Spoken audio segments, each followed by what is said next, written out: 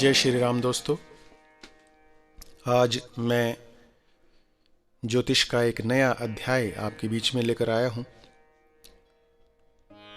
जब भी हम कुंडली देखते हैं और ज्योतिषाचार्य कहते हैं कि यह ग्रह तो अस्त है, अस्त हो गया है,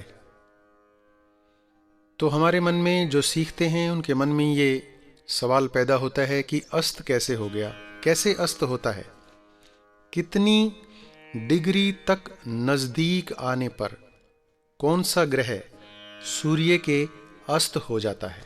आज इन्हीं सभी बातों को मैं बताऊंगा उदाहरण के साथ। तो आइए जानते हैं। सबसे पहले देखते हैं चंद्रमा ग्रह। चंद्रमा सूर्य के 12 डिग्री तक नजदीक आने पर अस्त होता है। आइए जानते हैं कैसे। देखिए, इस चार्ट में सूर्य 5 डिग्री लिखा हुआ है लगन के घर में, और चंद्रमा 12 डिग्री लिखा हुआ है, यानी कि सूर्य 5 डिग्री चल चुका है, चंद्रमा 12 डिग्री चल चुका है। अब हमें यह पता करना है कि चंद्रमा सूर्य के साथ अस्त तो नहीं है। अब देखिए, हम 12 डिग्री में से माइनस कर देते हैं 5 डिग्री को, तो अंतर आता है 7 डिग्री, यानी कि सूर्य और चंद्रमा के बीच का जो अंतर है वो 7 डिग्री बच गया है। अगर यही अंतर 12 डिग्री से ज्यादा होता तो चंद्रमा अस्त नहीं होते। अब यहां चंद्रमा अस्त हो चुके हैं। अब जानते हैं मंगल ग्रह के बारे में। मंगल अगर सूर्य के 17 डिग्री तक नजदीक हो तो अस्त होता है। मतलब सूर्य और मंगल का अंतर 17 डिग्री से ज्यादा बचना चाहिए, तब वो अस्त नहीं होगा। यहां देखिए, एक और उदाहरण से मैं समझाऊंगा। बुध ग्रह सूर्य के 13 डिग्री तक नजदीक आने पर अस्त होते हैं। देखते हैं उदाहरण से। देखिए, इस चार्ट में सूर्य 5 डिग्री लिखा हुआ है, चौथा घर है, और बुध 27 डिग्री लिखा हुआ है। ध्यान से समझिए। अब जिस भी ग्रह की ज्यादा डिग्री है, हमें उस डिग्री में से कम डिग्री वाले को माइनस कर देना है।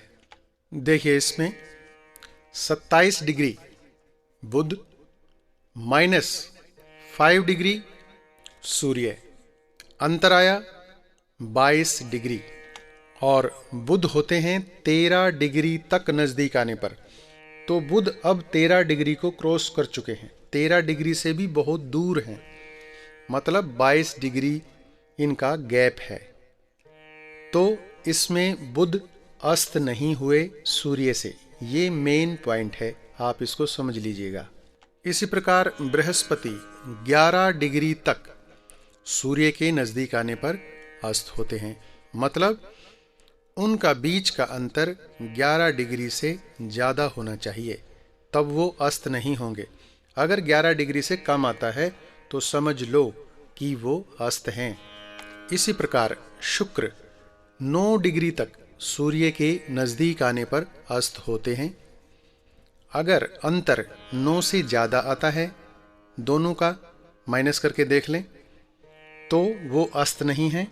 अगर 9 से कम है, 9 तक भी है, तो वो अस्त है। और अंत में ये शनि ग्रह आप देखें कि 15 डिग्री तक नजदीक आने पर अस्त होते हैं शनिदेव। और अगर अंतर 15 से ज्यादा है सूर्य और शनिदेव का, तो शनि अस्त नहीं होंगे। अगर अंतर दोनों का माइनस करने के बाद 10 आता है, 5 आता है, 7 आता है, 11 आता है, तो शनिदेव अस्त होंगे। इसी प्रकार आप उसमें अपना कंक्लूजन करके देख सकते हैं कि ग्रह अस्त है या नहीं है। राहु और केतु का ऐसा नहीं है, क्योंकि राहु और केतु छाया ग्रह हैं। तो दोस्तों, ये था ग्रह सूर्य के कितने नज़दीक आने पर अस्त होता है।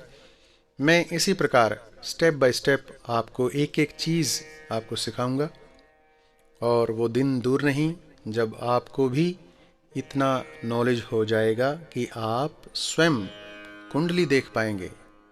जय श्री राम।